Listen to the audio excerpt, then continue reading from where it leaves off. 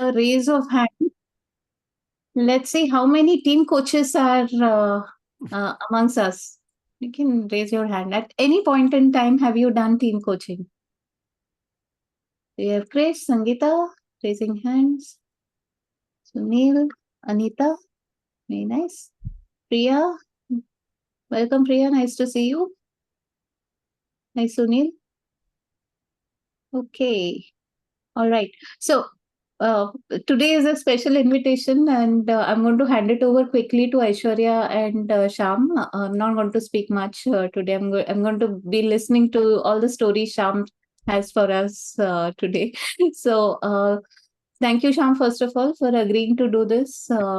Yeah, when he presented his case study to us, it was only natural for me to ask him to come and share his wisdom to our community, with our community, and I'm so glad, Shyam, that you agreed readily and are here.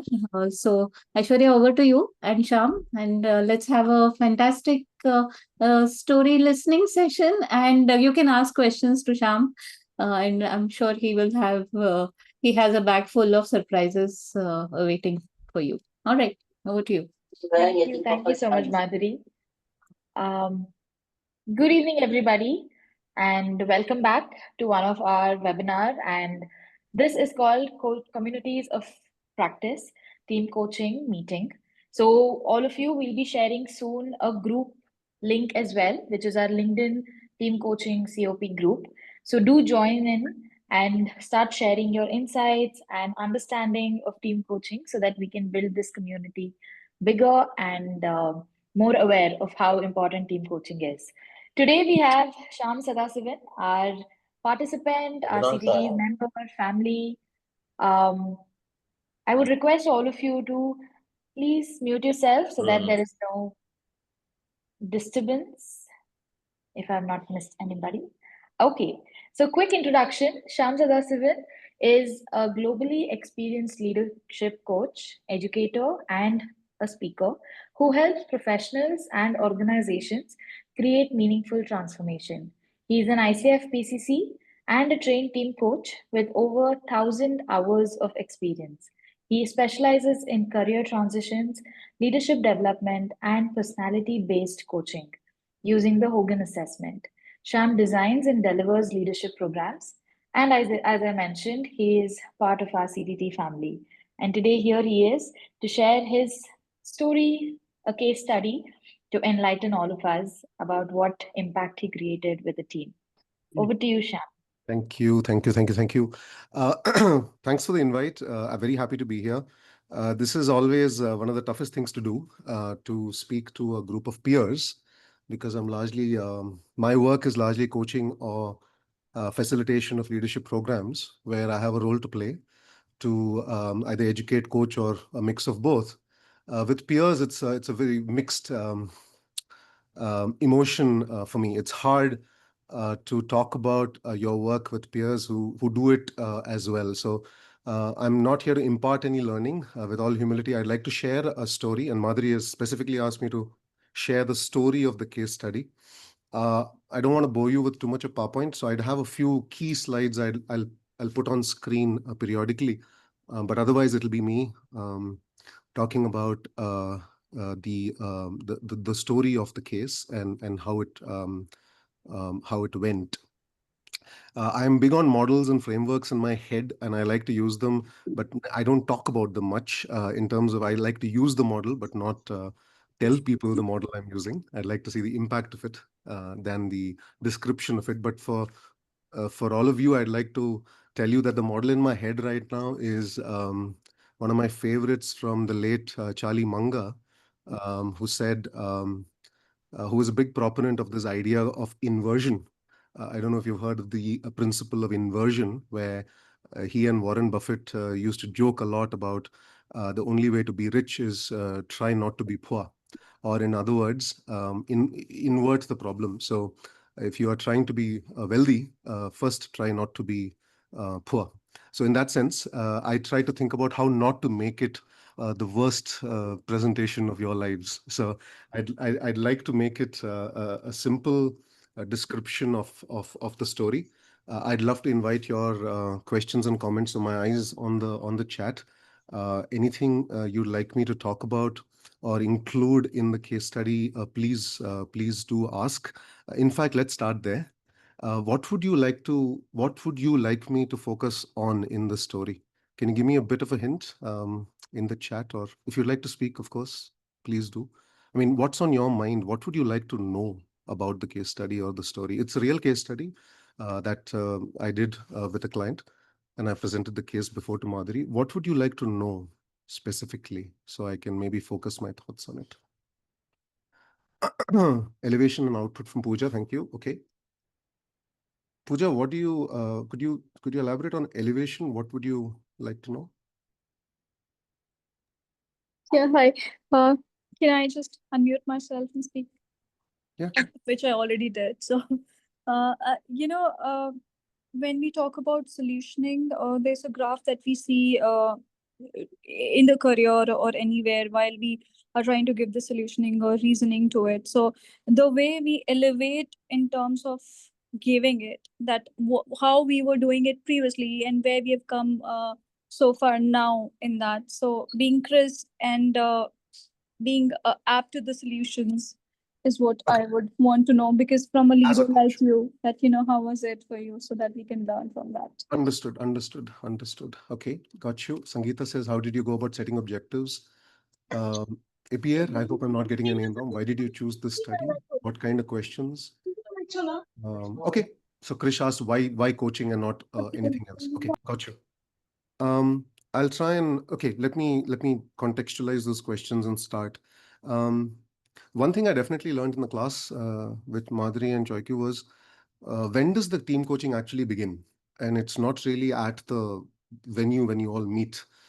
For me, this team coaching engagement probably began 15 years ago because the reference was made by somebody I worked with for 15 years, and we have had a great connect with each other. Um, so this person introduced me to the head of site of a multinational tech company in Bangalore. Um, he called me and said, I've made a connection with this person and he's going to give you a call. So I got a call from the head of the site, about 1,500 people site for a semiconductor technology company in Bangalore. And he called and said, we are forming a new leadership team for this site. And we'd like to really come together as a team because there's five of us and all five of us play different roles, right? And there is an expectation from us to be the leaders of the site, but it's on paper, they are the directors of the local organization on paper. But then there are many things left unsaid as to what is the head of technology, IT, finance, HR, and legal play, operations as well, actually. So what are the heads of these departments who are doing fantastically in their own roles and delivering their kind of vertical um, results? What does it mean for them to come together and be a site leadership team? So it was a question of identity, and they wanted someone to help them figure it out. So, Krish, to your question, it was not facilitation, it was not training, it was not individual coaching.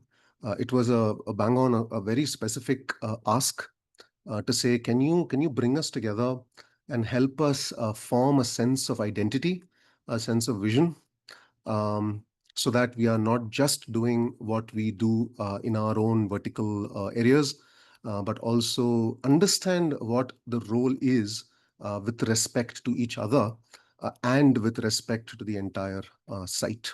So that was the ask. And it was very clear that they didn't need me to teach anything. They didn't need me to coach them individually, but to bring them together.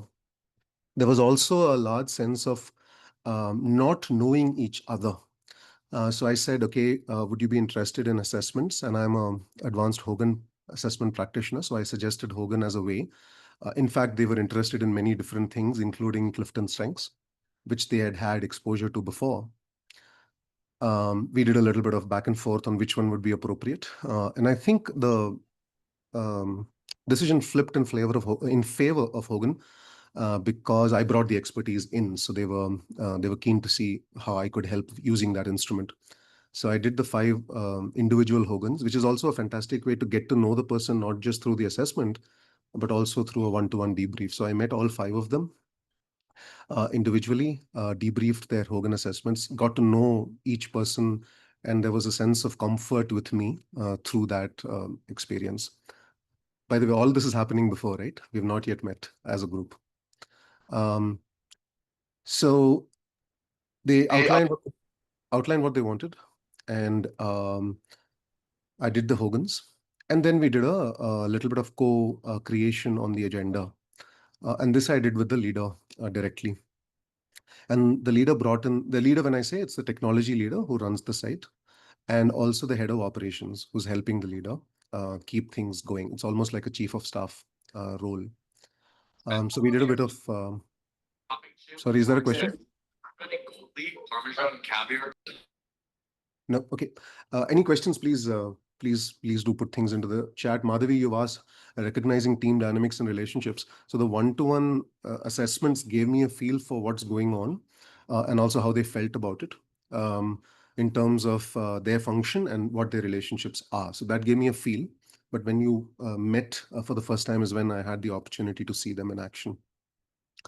One of my techniques of putting an agenda together is a technique called PPP, which I use in my facilitation.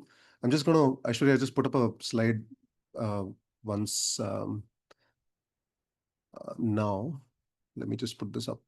So I am a huge fan of ensuring that, which screen am I sharing? Can you see my screen, Aishwarya? Yeah, super. Yes. Thanks. Getting a sense of why, how, and what is very important.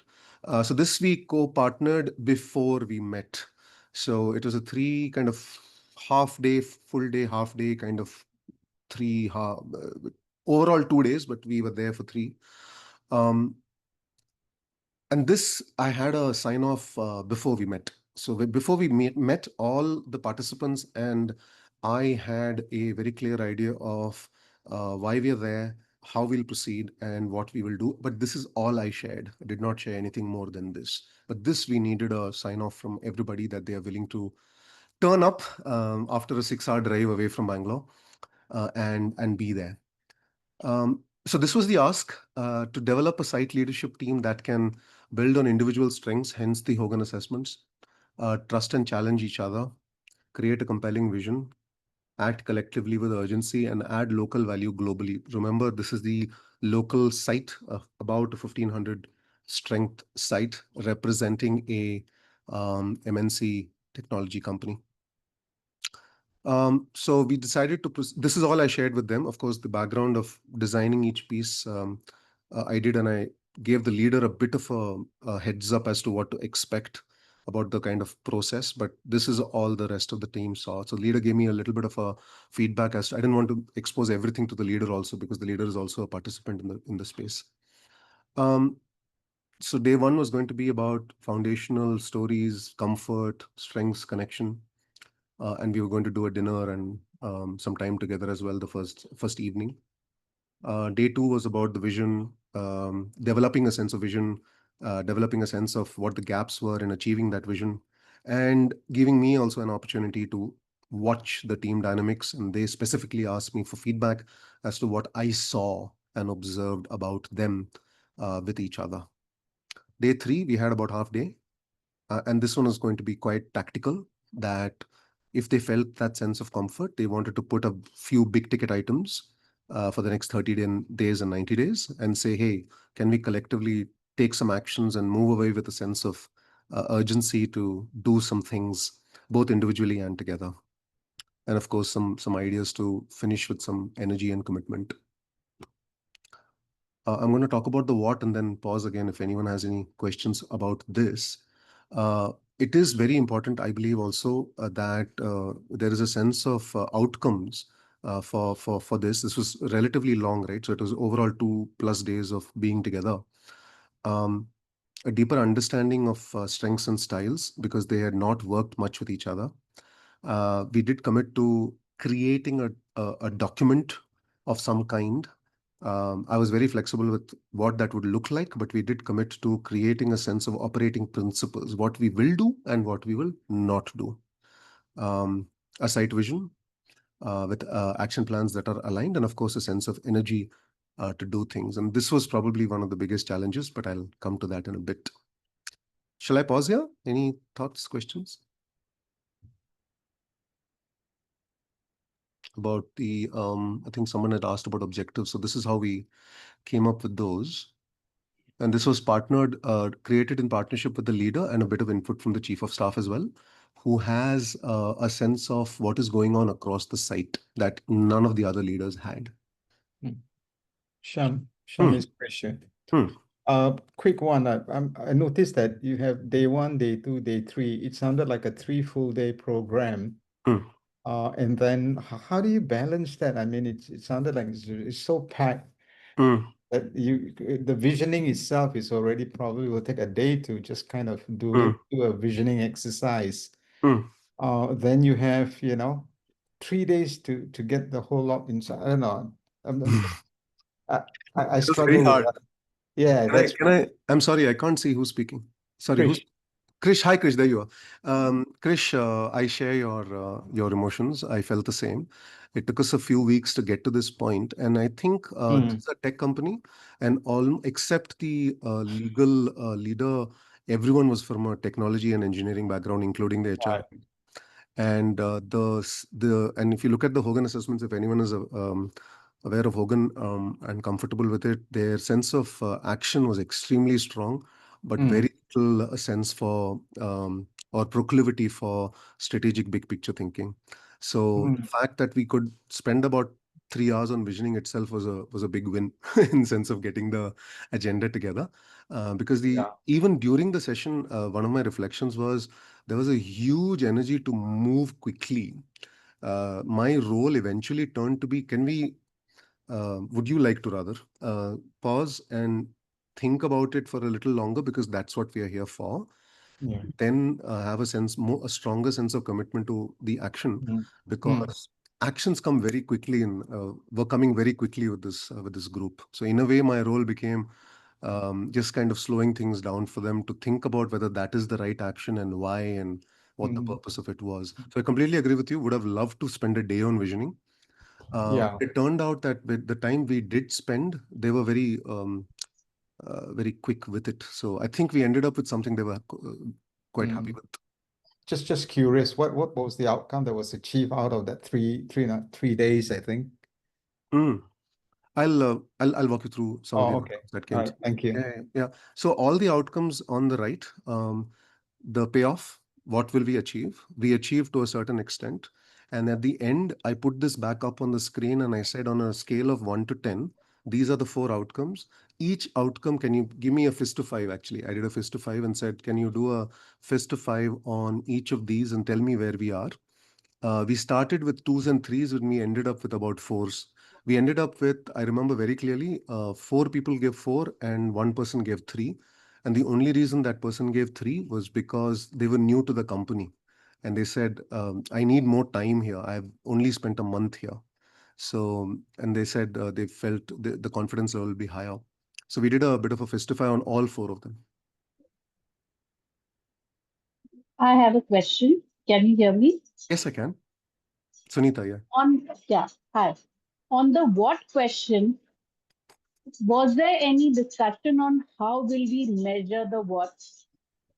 We are saying these are the 4 or 5. I can see 5 actions. How will we measure it?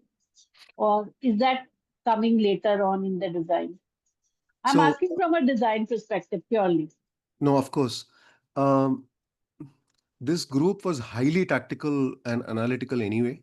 So there was clearly a lot of input from the team on measurable KPIs, OKRs, numbers, metrics, and things. Eventually, the discussion moved more towards, it's the first time we are meeting, let's give it a chance, and be a little more subjective about the outcomes here. So after the session, I asked them, how did it go?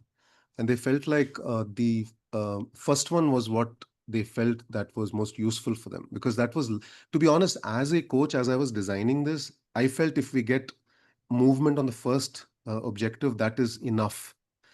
Because it is literally the first time they spent more than an hour together. And it was straight to, 2 days and plus travel and all of that. So I felt like that would be quite sufficient. But the main, um, I think, insight was that doing that is important before you get to the operating principles. Because if we had not done this, they would have probably created an operating principles, very quickly. And that may not have been the best way to proceed. So in hindsight, they felt like the time spent in knowing each other, we spent a lot of time in the evenings together. Um, so that helped a lot. Thanks. Yeah. Yeah. Shyam, Hmm. yeah, so I realized that you had shared that this team had not worked together much. Hmm. But we do come across teams that know each other and have worked together, and yet there is a need to go through um, Agreed. team coaching. So, in such a situation, would you encourage an anonymous feedback to create a blind spots mapping, and does it help?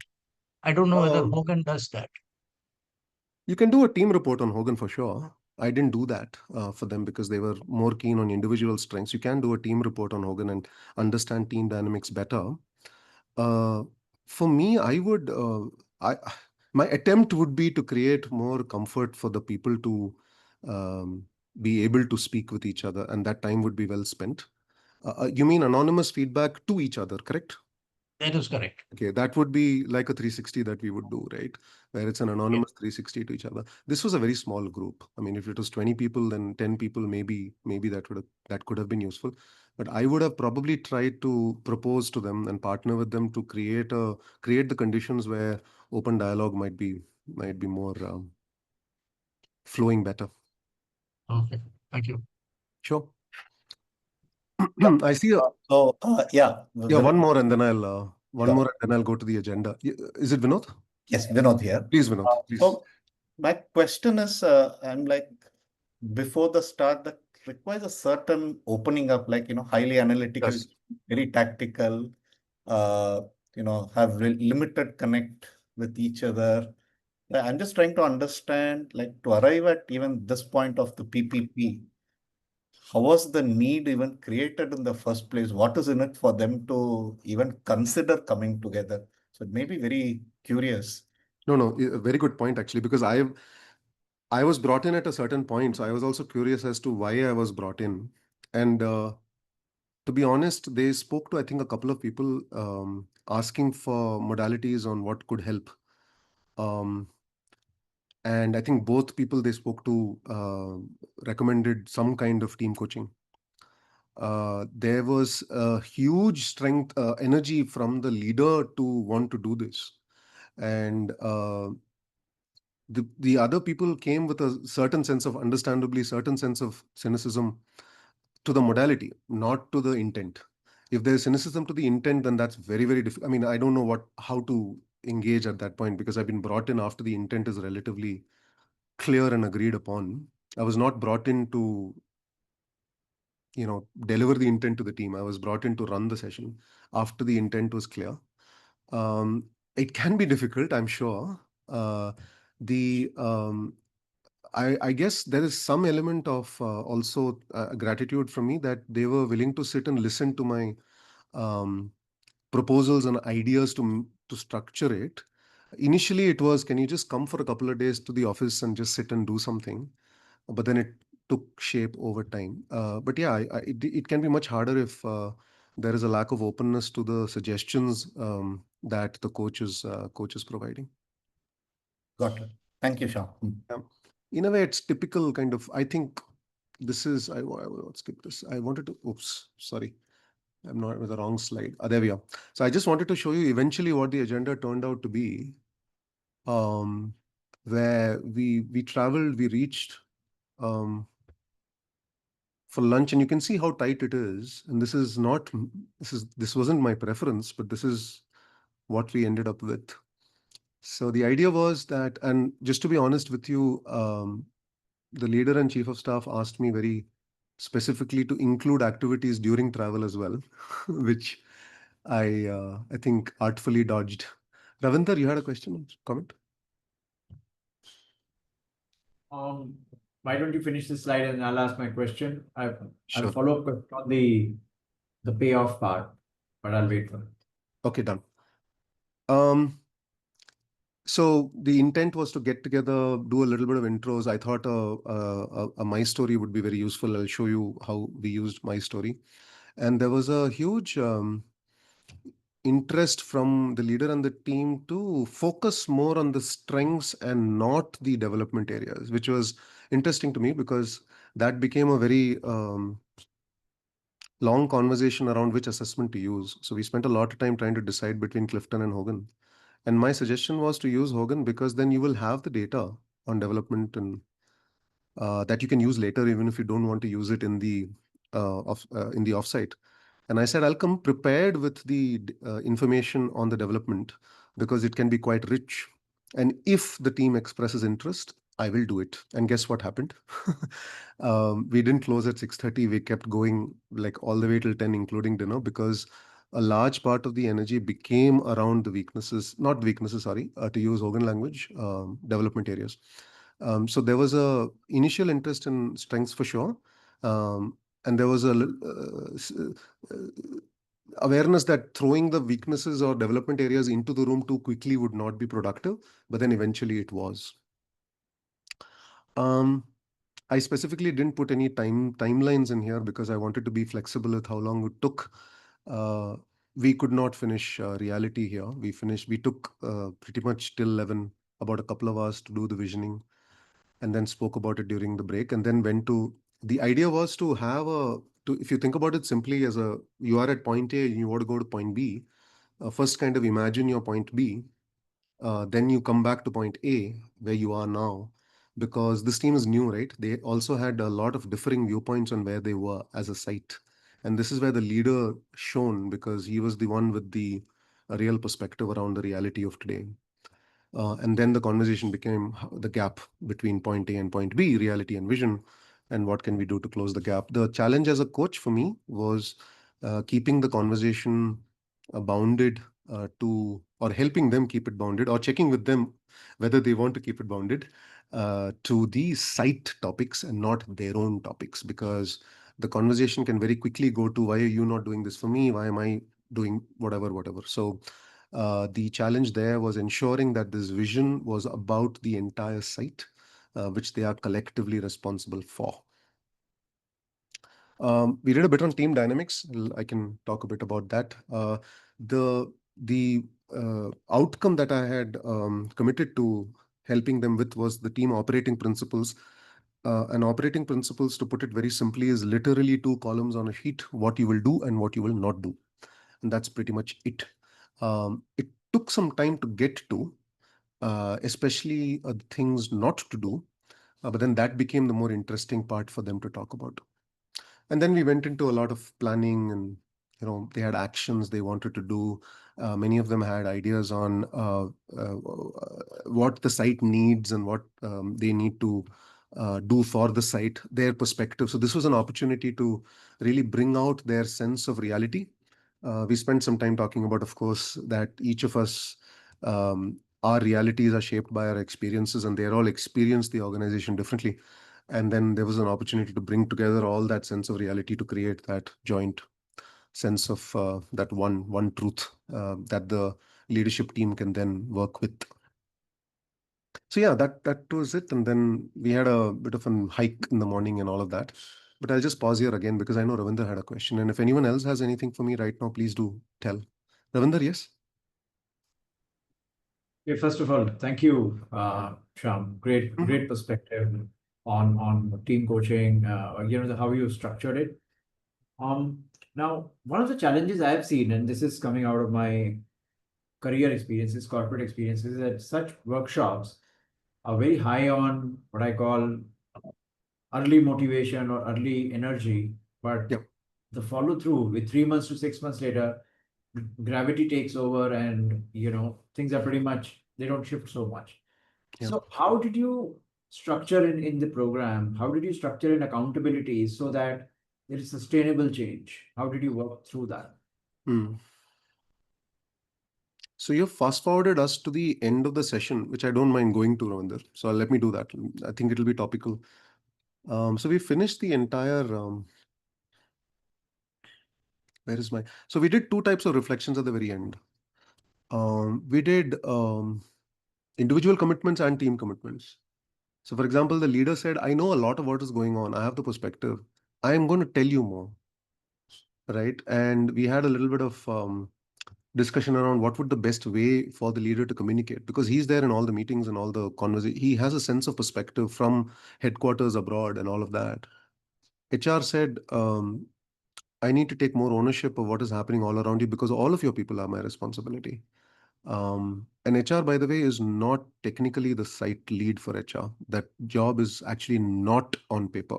So they're playing that role for the site. IT was saying, I'll be kind of supporting you with everything you'll do, and I'll ensure I know what is going on. Operations was around cultural glue, and legal was, of course, saying legal was the person who's new, saying, I'll ensure our foundation is very strong. So, did they do this? Are they committed to it? Time will tell. It's been a couple of months. I'm waiting for a follow up. I had a follow up last month. I need to check in. They are very highly self critical as well, which is not too atypical, I think, of a leadership team. They are incredibly self-critical, so they're pushing themselves hard. How they stay accountable to this over time, if I have a role to play with them, I will definitely help them with. They're still thinking about engaging me for a continued engagement. Thank you. That's very helpful. Sure. I'll go back to my. Sam, may I just come in here? Oh, Yeah. So, just for the benefit of everybody, what Shyam is presenting actually is just one part of the entire journey that he is on with this client. So, it's he's that's still true. he's what started 15 years ago is now actually taking shape in some ways, but it's still the team is still developing and they are doing it step by step. And that is what team coaching is about. It is not a one off workshop or it is not a one day team coaching done. So this will continue and Shyam's journey with them will continue and the team's journey will continue. Yes. You never know if they will come back after 3 months or 6 months, but yeah. So yeah. I'm no, very well put. Thank you so much. It started 15 years ago. I don't know when it'll end, if it'll end at all. And currently, I'm in touch with them, and they are thinking about what the follow-up activities would be, because the sense of energy was now that we have a sense of vision, mission, and operating principles to each other, we now need to stay true to this with each other and then roll it out for our first level leadership, which is about 30 people. So we are talking about what needs to be done with that group, how to cascade these ideas, how to bring them in, and get them to also feel like this is a vision that they are part of, and the mission and how it relates to what they are doing. So early days for them.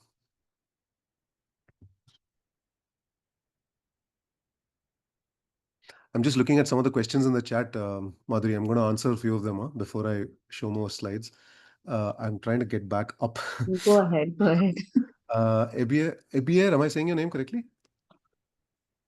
Yes, you are. Yeah. Madeline. Why did you choose this particular case study? I think there's a sense of richness to it that I may not be able to provide with others. Because some of the others were like 1 hour, 2 hour sessions or whatever, but then this was a longer piece. So I thought there's more to use from a case study perspective. Mohammed, what kind of questions should we raise to get the team engaged? I don't know if there's any much of a difference in my experience in the competencies of questioning with groups and individuals. Stick to the what and the how, avoid the why.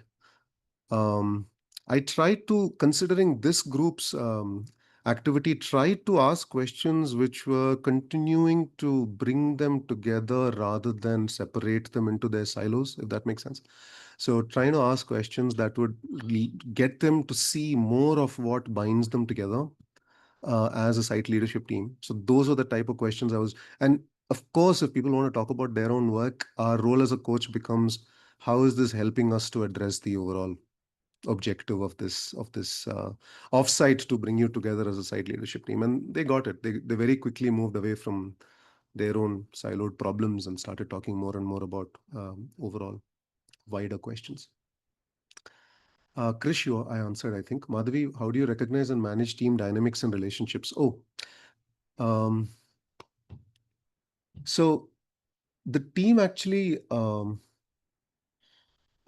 asked me towards the end and said, "What did you notice on the second day?" And I said, "Can you give me time to sleep over it?" And the next day I came back with a very clear set of observations I had about them. They wanted to know. And I'm not sure, Madhuri, where that sits into team coaching, but they were insistent that as a coach, you have noticed certain things about us and tell us. So I gave them 3, 4 observations. And of course, I tried to keep them as consistent and as useful to the overall objective as possible.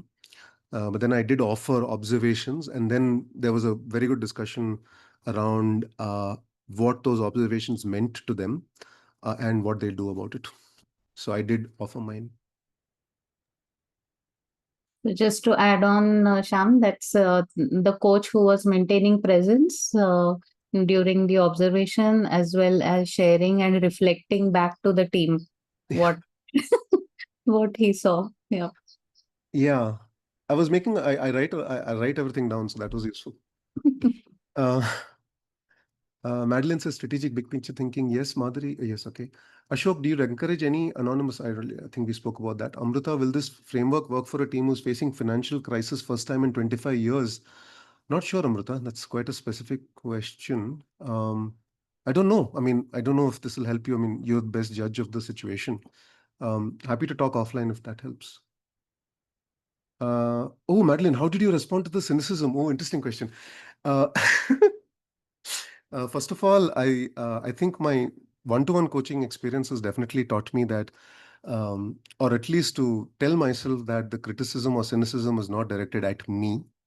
It is directed at the work we are doing. So it is not cynicism of me as the coach, but rather the idea. So as my own one of my older coaches, or first not older, first coaches used to say, hold your strong opinions lightly. So I like to do that in my work. I have strong opinions about things, but I'm very happy for a debate around them. And another thing I've learned through, I think, conflict and negotiation training is to separate the person from the problem. So I like to not see as the person as the problem's the problem. So if I'm able to think about the cynicism as the problem, I can address the cynicism. But if I think of the person as the problem, then that becomes quite emotional. The toll on that on me is very high. So I like to separate it and think about it. I'm not saying I always succeed, but that's what I'd like to do. Okay. Ravinder, about visioning. Visioning, to be honest, very, very simple question. You know, where do you want to be in the next 10 years or next 5 years? The challenge in the visioning is the question is a simple one. Where do you want to be? But then the first of all, to make it big and ambitious, a vision should not feel like it's achievable. It should feel a little out there. And second, the energy, especially in this group, was very quickly going to how to achieve it. Um, like the example of visioning we typically uses, the Kennedy story of put the man on the moon. But the vision is supposed to generate energy, not cynicism. And if it's inspiring in some way, that's great. The energy is a lot of times to start criticizing it or to poke holes in it. Of course, we don't know how to put a man on the moon yet. I mean, when he said it in early 60s, but they figured it out. So the vision should be, I think, just beyond your grasp. If you can do that, then I think that would be amazing. Tools or frameworks, nothing very elaborate. A simple question: where do you want to be in the next 5 years? And the trick there, or the magic there, was the you is the site, not them individually. And that can be a challenge because everyone has a feel for where they want to be and their function needs to be. But in this case, because it's completely separate functional roles that are coming together, the visioning was hard because it was meant to go together. So the visioning needed a sense of unity. Without the sense of unity, there was no unified vision. What made it a little easier was that this is the India site of a multinational, and the multinational already has a vision statement. So we were able to kind of get inspired by it and create a version of it that worked locally. Hope that helps. No, it does. And, again, I want to commend you for the fact that you had a very, what I call an open approach to thinking through this, like very open, broad approach, and then ability to pull it off is not easy. Tools do help to frame things, but if you went in so open and you got the output you wanted, well done. So Oh, congratulations. thank you. Indeed, I'm big on tools and ideas, and one of the things I keep telling myself, and I think I've learned it somewhere along the way. I'm sorry, I don't remember where I picked it up, but it is about: are you saying what you want to say, or are you saying what they need to hear? And our clients don't need to hear all the models and frameworks. I want to tell them what framework I'm using, but I don't think they need to hear it. So as long as we can stay in the zone of what do they really need to hear to get closer to their objective, then that'll be great. Sangeeta, I'm curious to know what shifted for you over the 15 years of this engagement. So the engagement isn't 15 years. That was just a take on the fact that the person who referred me, I have known for 15 years, Sangeeta. So I was saying that the engagement is only a few months old with the company. But in a way, what I'm trying to say is that the connections and the referrals and the recommendations and the network and the branding and all of that is years long. As they say, there is, it takes a decade to have an overnight success. So but the point I was trying to make is, in a way, because the recommendation was made by somebody I knew for 15 years, in a way, this engagement has been going on for that long. Krish, did not have a co-coach. They wanted to work just with one person. They felt they were comfortable with me, and secondly, they didn't have the budget for another person. So both reasons. Mohammed, thank you. Fantastic question. Each of them, you have different intuition towards him or her. Mohammed, can you give me a little bit of perspective to your question? Where is this coming from? On the intuition.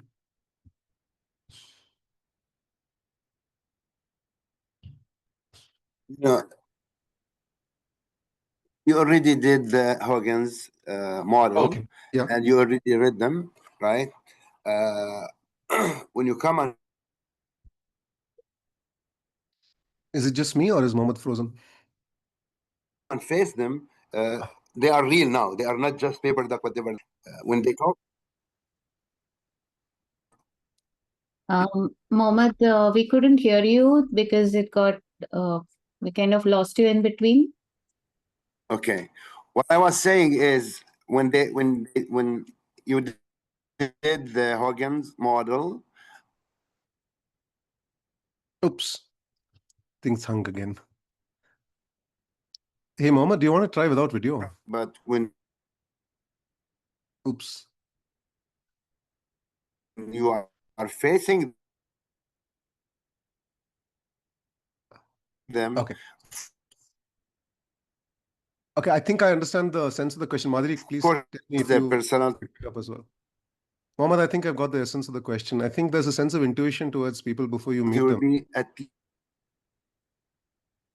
But when you meet them, the intuition and the reality, what happens when you actually bring it together? I think that's where the question is going. I think so. Madhuri, Yeah, I think so too. Okay. I have a sense of intuition for somebody. And of course, I've done the Hogan for them. And then I meet them in real life. What happens? Yeah. Okay. Got you.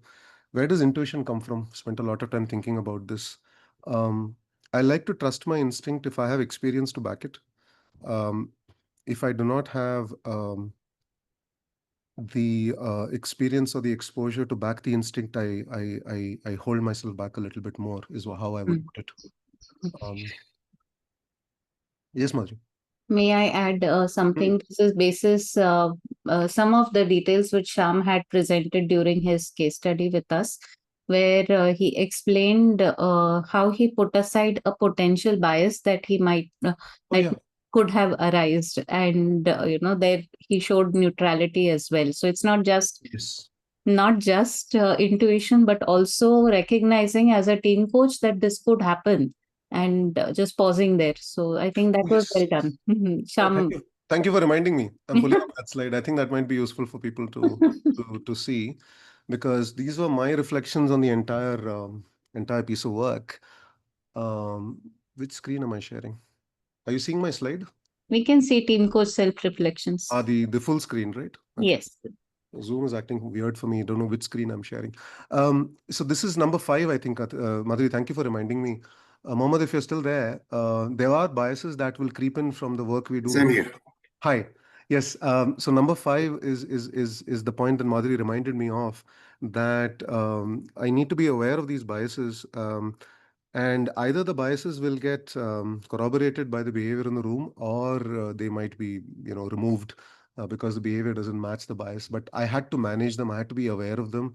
For example, just because I knew that a person was more sociable and um, engaged socially, and I knew that a person was quiet, I was trying not to use that in the room, in my own behavior, for example, unless it emerged in the room. So unless it emerged in a room that one person was not talking much, and then I could address it, I was trying to keep that outside of the room. So yeah, but maybe I'll walk you through these. These are some of my own reflections from the engagement. um, Focusing on the team is really hard, especially for 2 days. There was a lot of tendency or inclination to take one person away and just talk to them for a bit, But I tried to, throughout the entire time I was there, including when we were traveling in a minibus together, to try and always be with everybody. And that's another thing I learned along the way is, you are never not a coach when you're there. When you've left your door, you're a coach, and everything you do matters. Whatever you do over dinner, over drinks, or sitting in the bus at breakfast, I mean, every single action kind of adds up. So this was a great opportunity for me there, but it was, to be honest, quite exhausting. Plan was important, but flexibility was key. I left a lot of the how we did it to the conversation, but we were very clear about the outcomes. Uh, Context setting was very powerful. So what the leader brought to the room, and we gave the space for the leader to share initially.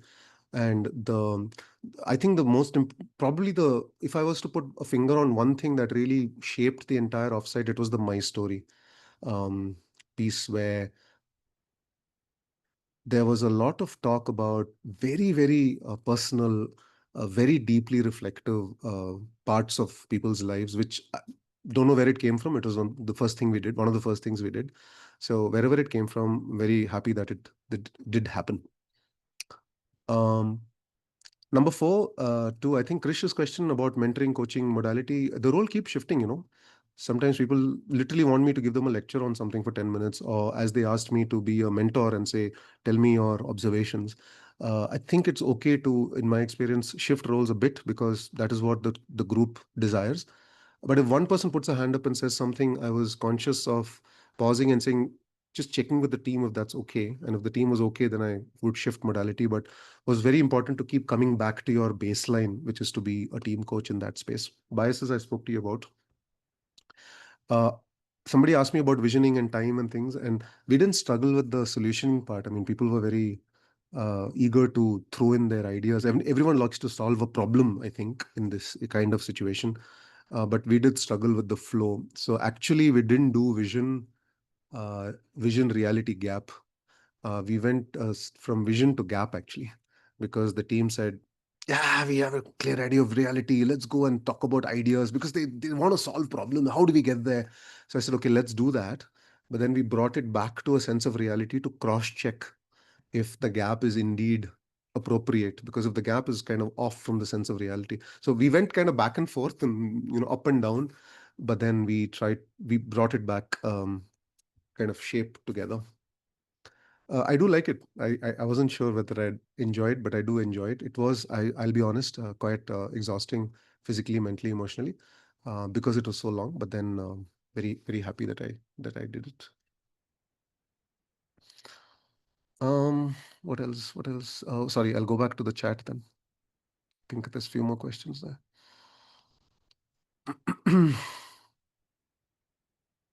Prakash asked, did leadership accept the development needs? Yes, yes, yes. I think all of them were pretty keen to um, do things together. I think at some point I realized that when we were doing the individual reflections, it was important to change the modality back to the individual and say, what are you going to do to serve the team good in the larger scheme?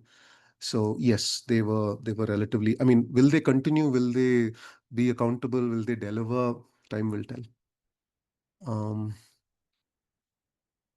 Imran, how do you help turn the founder leader's vision into a shared? It was not the founder's vision at all. So this is not the founder, it's the leader of the India site. And we were very careful not to put his thoughts first. We tried to gather inputs. And I think he realized that it's good for him to go a little later, because the dynamic in a room shifts very fast if the leader speaks first and say, I want to see this.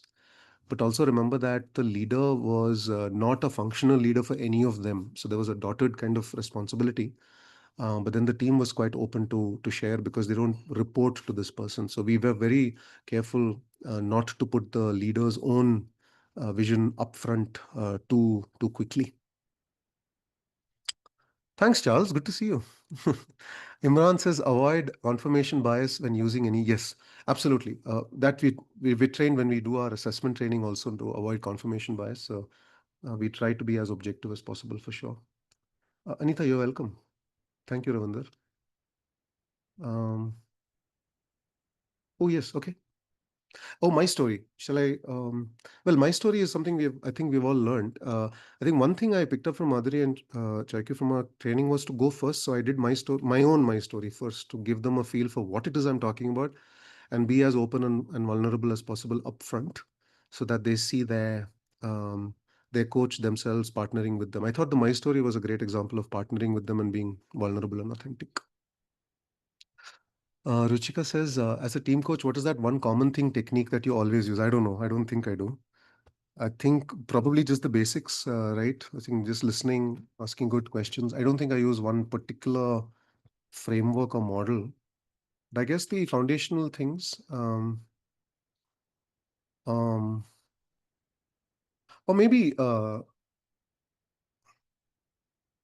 try to actually enjoy that situation. Try not to feel too much of anxiety, maybe. Um, I was anxious before we went. I have a lot of starting trouble, so I have to be very careful how I begin. So I kind of try to shape the first, I don't know, 10 minutes or something. But then after that, it starts to flow. So I would say maybe address my anxiety. uh, thank you. Thank you. Thank you, Sangeeta. What else? Maybe I can add one superpower which Shyam demonstrated during this entire thing, which was actually um, being okay with the evolving situation, being okay to flex and not being tied to the structure alone. And that is something which a team coach would do, and allow the team to decide. So I think that's something that throughout this presentation or the case study is what Shyam demonstrated. Thank you, Madhuri. Always good to have your feedback, especially when it's positive. Thank you. The actual one is done, so I can say speak my mind. Absolutely. We have a few more minutes. Anyone else has any questions or thoughts, or anyone wants to give me feedback or tell me anything? I would love to hear. I mean, this is not a fishing for compliments thing, but really, what would you like to know, or any other questions? Shyam, Yes, Sunita. just an observation. Yeah. I think from whatever you said and probably lost your role in this, there was a deep letting go of design from your side. You had a broad idea, Yeah. but then you allowed the crowd to take it up, because the way you spoke about the owners they took on all those action plans and eagerness, you realized you were somewhere at the back and they took over. And Yeah. that is a great facilitation sense. So hats off to you, Shyam. Oh, thank you. Thank you. I do facilitate a lot. That's what I do most of the time. So, yeah, I'm very aware of the fact that we can't lead the group anywhere. They'll go where they want to go. But one thing I've Yeah. learned along the way is I was told this by a master storyteller. He said, you should know your point A, you should know your point B. Whatever happens in between is not in your control. But then eventually, please bring them to point B. That is what you need to do. Because if you lose control over the direction, that is dangerous. You can lose control over the technique, the modality, the tool. It's okay. But eventually, I think the magic is in bringing people to that kind of desired outcome. So bring them to point B is what I try to do, I think. And thanks for your um, kind comment there. I'm just checking the chat. I think Imran has raised his Yes, Imran. Yes, hand. yes, yes. Sorry, didn't notice. Sure, not a problem. So I was referring back to your response to my earlier question around founder's vision versus. Sure. So I understand this was a different scenario. I'm just curious to know if you were to take this after doing this session with the core group, if you were to take this, as you mentioned about cascading it down below, if you were to take this vision, which has been now formed with the senior leadership group, what would be different for you, where the vision is now fairly defined and you'd want to take it to and make sure that it becomes a shared vision for the mid to upper tier management and leadership? So we had that. Thank you, Kumran. Great question, and that's an ongoing dynamic with the team right now. And the conversation is going something along these lines. The ask from them is how do we cascade it, and my ask is how open are you for the 30 first line leaders to co-create this further with you? And then the question becomes what is non-negotiable here and what is open for discussion? Because it's okay to put the non-negotiable down and say, this is where we are going, folks. And this is what we are here to talk about because we are open for it. I think that sense of clarity when communicated from the leadership is very useful. What is not useful is when the group doesn't know what is open, what's not open. So for example, if you come and say the vision is clear, the mission is clear, the strategy bit, these 2, 3 things we are very clear. The rest, please, let's do this. You can't go to the first level leadership and go to them with a blank slate. I think they expect a sense of clarity from you, but they also expect a sense of clarity on what's open for discussion and what is not. So that's the line I'm talking to them about drawing. What are you open to? And if you are open to it, let's be truly open to it. In the sense that if someone comes and says, I disagree with this piece here, I'd like to offer an alternative. Great. Come up on stage, tell us what we should change. I mean, if we are only if we are willing to accept the response to a question, should we ask it, is what I'm trying to say. Yeah.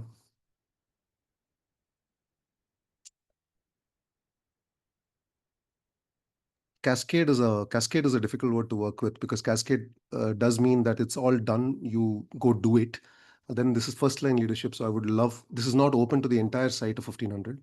If it was, then I would use the word cascade. So we are talking about what the right appropriate modality would be. Is it a workshop? Is it a co-creation? Is it group coaching? We're trying to figure out what the right thing would be for the 30 plus 5.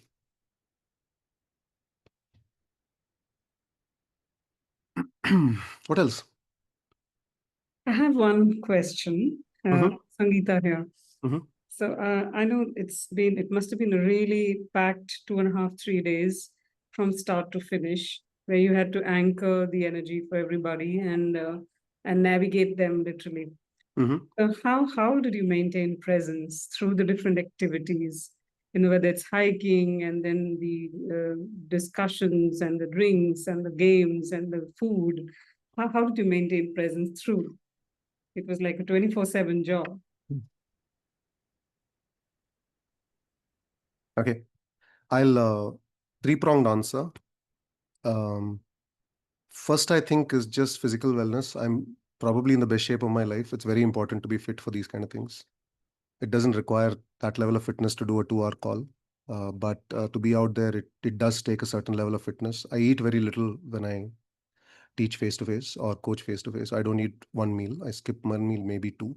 So physically, just being able to handle knowing your body. You may be able to eat 3 meals. I can't when I travel. So physical is one. Mental, trying to focus on what is there. Everyone has their own way of doing it. I like to do my mornings are for me. So if the session starts at 9, I'm up at 5, just kind of getting I don't do anything in the evening. So I try to get up in the morning and use my freshness to think things through. So get my energy back. I'm just talking about what I do. I'm sure everyone has their own way. But I guess emotional also very important. When I'm there, I'm there.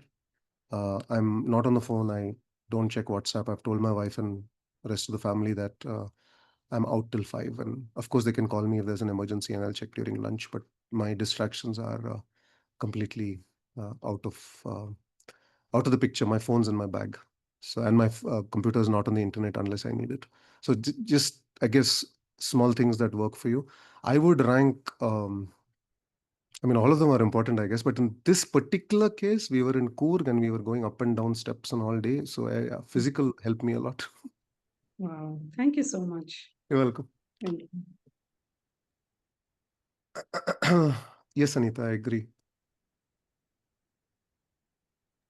Yeah, I mean, so that's a great question, actually, Anita. If the client wants to do 14 hours of workshop, right, and you know that after 8, everyone's kind of shut off. So I'll be honest, we did a large part of the kind of development area discussion over dinner, and they wanted to keep going, you know. So I was like, sure. So that's, I guess, the physical aspect of it. If the client is in that energy, I think we should use the energy where it is there and not try and infuse it where it isn't. So we have to use what we get in that sense. Use One of my favorite quotes is from Arthur Ashe, who said, "Start where you are, um, use what you have, and do what you can." Start where you are, use what you have, and do what you can. So use what you have, I think, is very important here. If there's energy to do stuff, I think we should jump on it. We don't have control over when the energy will go up or down. I think it would be, at least for me, it would be daft to assume that I'm responsible for all of their energy up and downs. There's too many things going on in their lives, so can't control or predict. Super. It's past 7, I think, Madhuri. What do we do? Yes. Yeah. I'm handing it over to Aishwarya, but thank you so much, Shyam. Thanks for sharing your story. I'm sure it was valuable for everybody who's thinking what is team coaching and what it is not, and is it like a big balloon? It's not. It's actually how Shyam described, and in such a humble way, he also shared his own reflections. So thank you, Shyam, for that. Aishwarya, over to you. So. Shyam, I think I can confidently say on behalf of all the 60 plus attendees, thank you so much for such an insightful session. I think a lot of them even wrote down a few quotes of what you were mentioning, and Sure. and there are so many compliments and appreciation. So I don't think I can beat that. But thank you so much, Shyam, for always being so forward, and whenever we ask you for any kind of support with engaging with our families, you're always there. So thank you so much, Shyam, and thank you everybody for joining in today. I have shared the CCU certificate link in our chat box quite a few times, so please fill your form so that you can get the CCU certificate, and I will see you guys in the next webinar. Thank you so much. Thank you everybody. Bye. Thanks. Bye-bye. Thank you, everyone. Thank you. Bye.